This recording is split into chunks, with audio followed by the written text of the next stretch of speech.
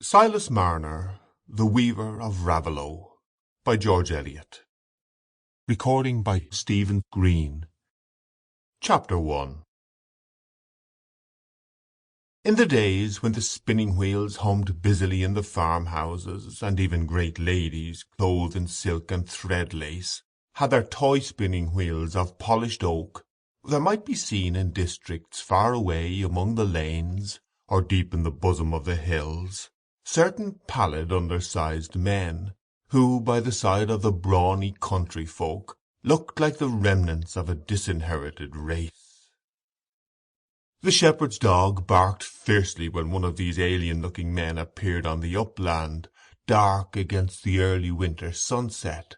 For what dog likes a figure bent under a heavy bag? And these pale men rarely stirred abroad without that mysterious burden.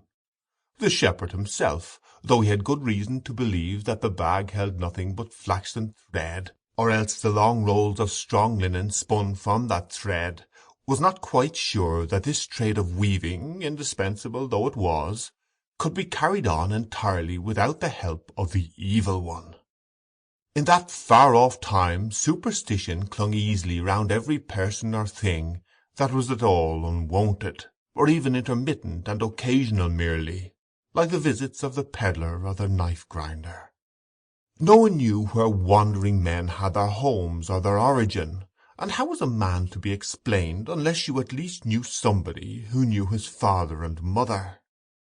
To the peasants of old times, the world outside their own direct experience was a region of vagueness and mystery.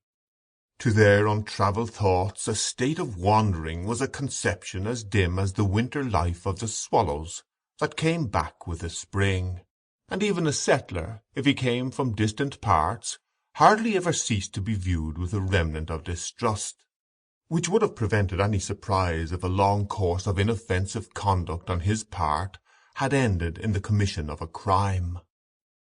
Especially if he had any reputation for knowledge, or showed any skill in handicraft.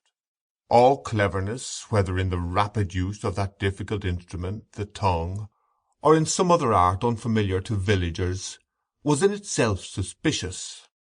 Honest folk, born and bred in a visible manner, were mostly not over-wise or clever, at least not beyond such a matter as knowing the signs of the weather.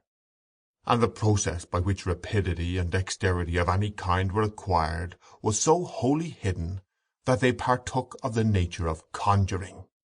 In this way it came to pass that those scattered linen weavers— Sample complete. Ready to continue?